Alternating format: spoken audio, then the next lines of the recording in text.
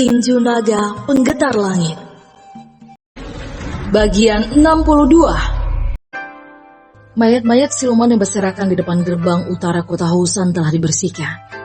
Tetapi karena jumlah mayat siluman yang terlalu banyak, Pavilion Sanghui malah memanfaatkan momen ini untuk menurunkan harga beli. Padahal mereka masih bisa mengirim mayat-mayat siluman ini pada Pavilion Sanghui cabang kota lainnya.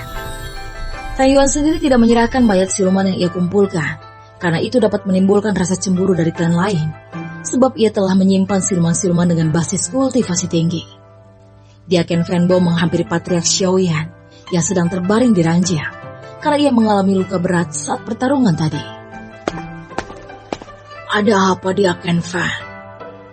Begitu Diaken Fanbo masuk, Patriark Xiaoyan langsung bertanya. Padahal sebenarnya ia sudah tahu maksud kedatangannya.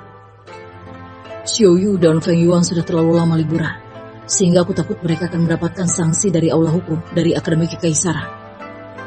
Diaken Fanbo takut Xiaoyu menunda kepulangannya lagi, karena sebelumnya ia tidak mau kembali ke Akademi Kekaisaran, karena ingin merawat Feng Yuan. Takutnya Xiaoyu mengatakan alasan yang sama lagi untuk merawat ayahnya.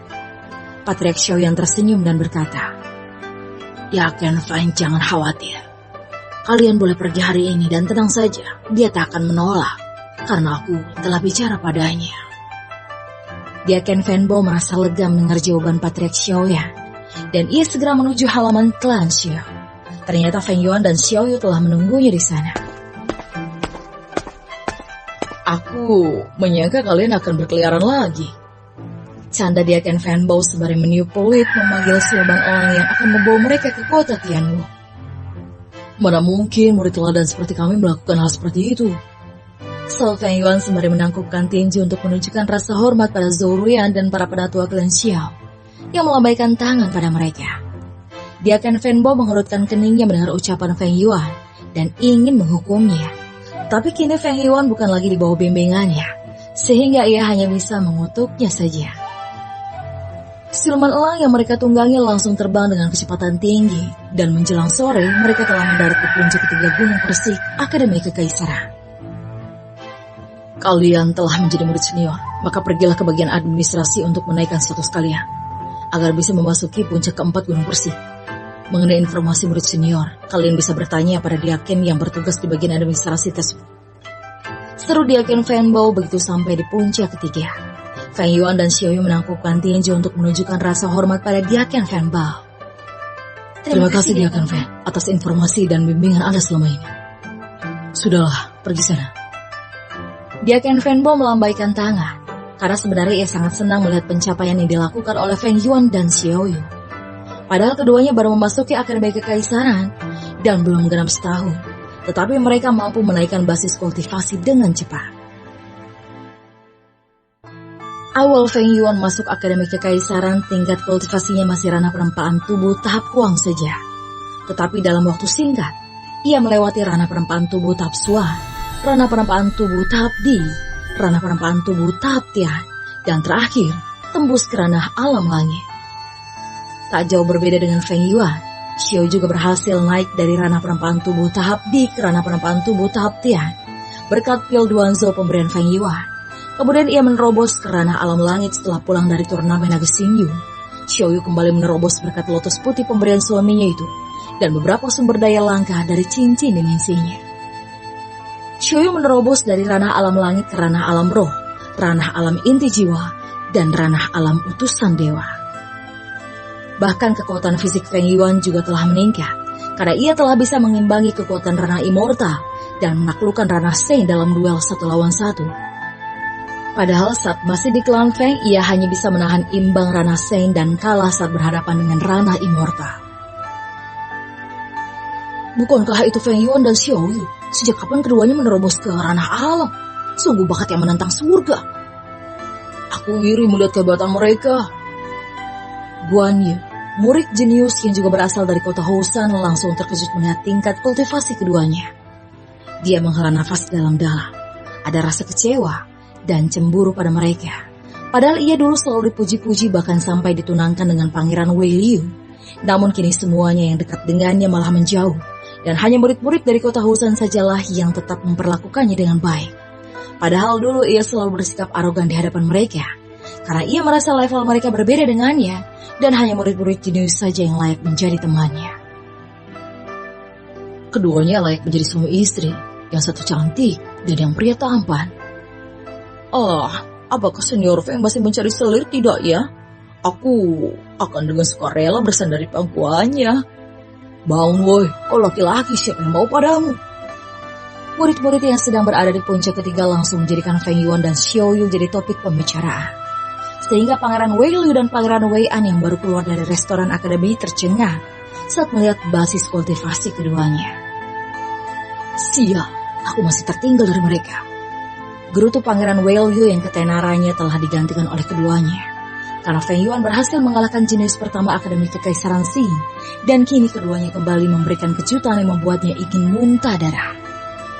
Xiao Yu berjalan dengan ekspresi wajah dingin, dan pandangannya lurus ke depan.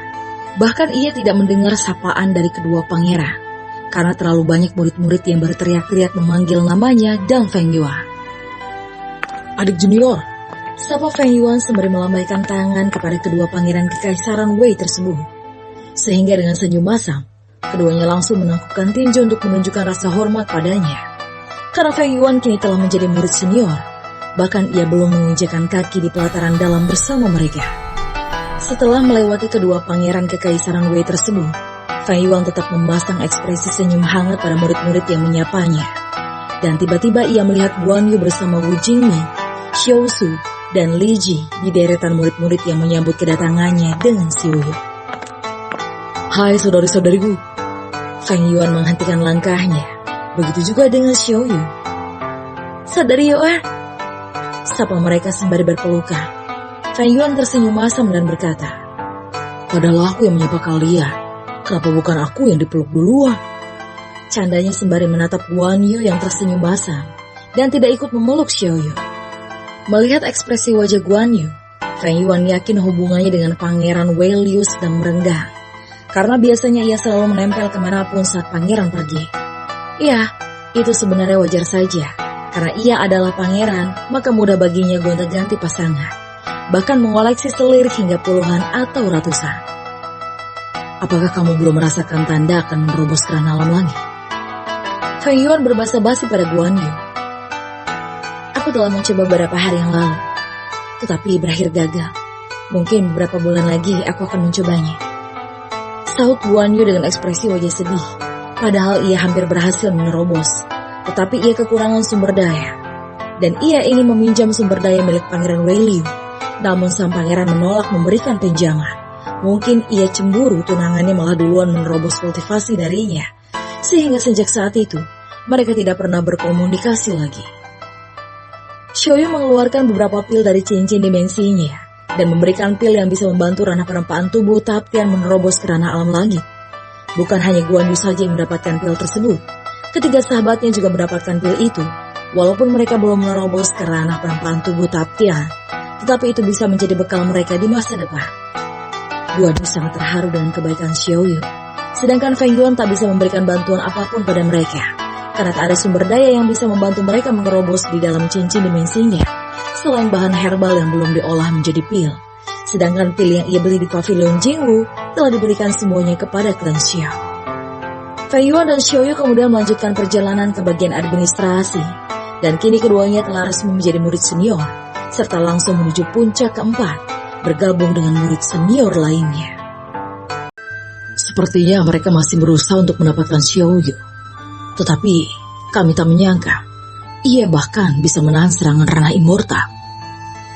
Diaken Fenbo tak menyangka Feng Yuan jauh lebih kuat darinya. Kepala Akademi Kekaisaran tersenyum mendengarkan ucapan Fen Bao. Kaisar dari Kekaisaran Wei telah secara langsung menghubunginya perihal Xiao Yu yang diinginkan oleh entitas kuat dari klan kuno dari benua barat, dan meminta secara khusus untuk membawa Xiao Yu pada mereka. Namun, Kepala Akademi Kekaisaran menolak permintaan kaisar tersebut, sehingga ia hanya bisa menggunakan pavilion Sanghui untuk menekan klan Xiao, agar Xiao Yu melunak karena tak tahan melihat penderitaan klan Xiao. Tetapi di luar dugaan, menantu klan Xiao, Feng Yuan, ternyata sangat pintar dan menemukan solusi dalam mengatasi masalah yang dialami oleh klan Xiao. Kaisar tak mungkin secara langsung menangkap Xiao Yu, Karena Akademi Kekaisaran adalah entitas sama kuatnya dengan Kekaisaran Wei. Bahkan jika ia mencoba menaklukkan Akademi Kekaisaran, maka beberapa klan besar pasti akan membelot mendukung Akademi Kekaisaran. Karena semua kultivator kuat di Kekaisaran ini menimba ilmu di sana. Sepertinya kita menang dalam permainan ini. Padahal klan He dan Pavilion Sanghui telah memburu mereka. Tetapi bocah nakal itu terlalu lihai untuk ditangkap. Kepala Akademi Kekaisaran tertawa bahagia. Tak menyangka menghasilkan dua murid yang akan merusak hegemoni kekuatan besar di masa depan. Dia teringat dengan ucapan Fan Bao yang mengatakan Feng Yuan berhasil menahan serangan ranah immortal. Mungkin naskah kuno yang mengatakan kalau kekasih Ratu Yu adalah seorang dewa mungkin benar. Karena Kaisar mengatakan setelah perilaku dewa itu ketahuan oleh Istana Langit, maka Kaisar Langit langsung mengutus dewa perang untuk menghukumnya. Dan aku yakin Feng Yuan adalah reinkarnasi dewa tersebut. Makanya ia memiliki kekuatan yang berbeda dari ahli bela diri lainnya. Kepala Akademi Kekaisaran berspekulasi. Fan Bao juga setuju dengan analisa Kepala Akademi Kekaisaran. Begitu juga dengan para sesepuh dan memutuskan akan melindungi keduanya. Walaupun tidak secara langsung, karena mereka juga tidak berani berhadapan dengan klan kuno yang menginginkan Xiaoyu. Sebab kekuatan mereka masih jauh di bawah klan kuno yang juga bernama klan Xiao tersebut. Kepala Akademi Kekaisaran merasa klan kuno itu sengaja membuat Xiaoyu menderita, agar ia membangkitkan kekuatannya dengan cepat, dan dugaan keduanya adalah membuat satu persatu orang yang ia sayangi menderita. Maka dengan sendirinya, Xiaoyu akan datang kepada mereka. Mereka tidak buru-buru mengangkat Xiaoyu menjadi ratu kerajaan suci Heidong, karena wilayah lama itu telah menjadi reruntuhan. Atau mungkin mereka memiliki pertimbangan lain.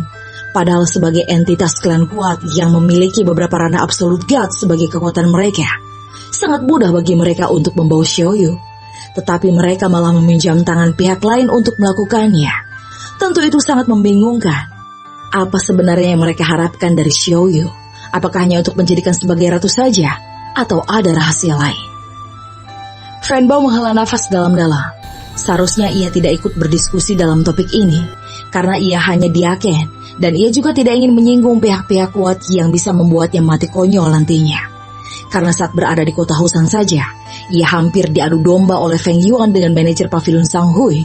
Untung saja saat itu manajer Pavilion Sanghui langsung bersikap rendah hati padanya, sehingga tidak terjadi konflik antara Pavilion Sanghui dengan Akademi Kekaisaran.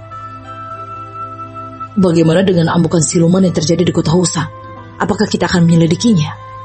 Diaken Fan Bao menduga, dalang dibalik kejadian itu pastilah Pavilion Sanghui atau klan He dari Kekaisaran Jingxi. Kepala Akademi Kekaisaran menggelengkan kepala. Tidak perlu.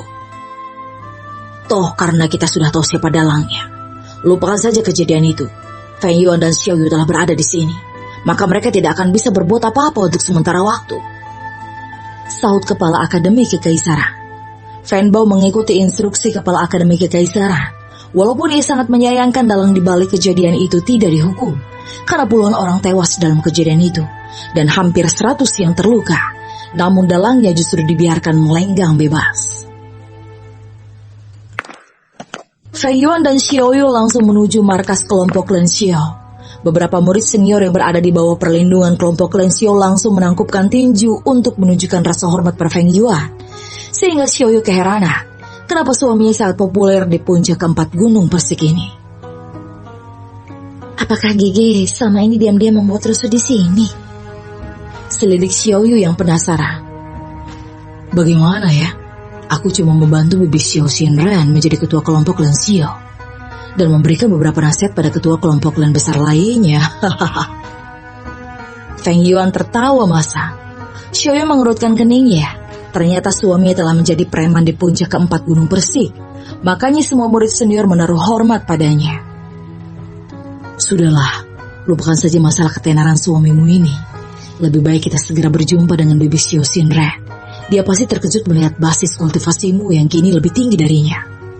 Setelah Feng Yuan mendengar nama bibinya, Xiaoyu langsung bersemangat dan tak sabar ingin berjumpa dengannya.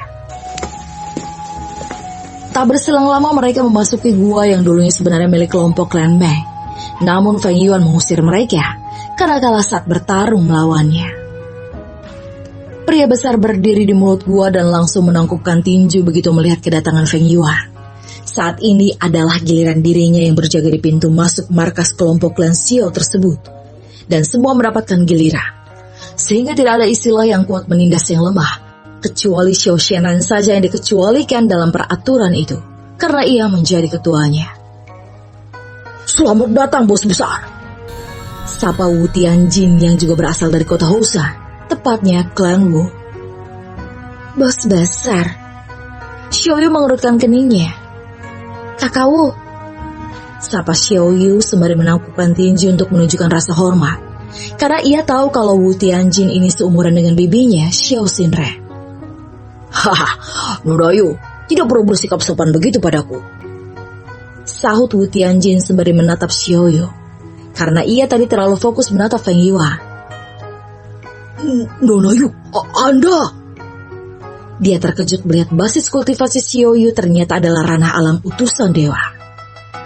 "Sudahlah, jangan terkejut. Istri bos besar pasti adalah wanita hebat," sela Feng Yuan dengan senyum cerah. "Bukankah ada pepatah yang mengatakan, kalau di balik pria hebat ada wanita hebat di belakangnya? Namun yang ini justru di depannya." Feng Yuan tertawa terkekeh-kekeh, sehingga Wu Tianjin keheranan. Padahal seharusnya ia malu bukan malah bangga, karena istrinya justru lebih hebat darinya. Xiao Xinren yang sedang melakukan kultivasi tertutup langsung menghentikan meditasinya. Karena mendengar suara keponakannya, dia menduga Xiao Yu telah memasuki ranah alam langit. Makanya dia datang ke puncak keempat Gunung Persik ini. Xiao Xinren langsung terkejut saat melihat basis kultivasi Xiao Yu. Ternyata ranah alam utusan dewa. Dan selangkah lagi akan memasuki ranah Tianzun. Ini sungguh menentang langit. Bagaimana kamu bisa menerobos secara instan begini, Yu'er?"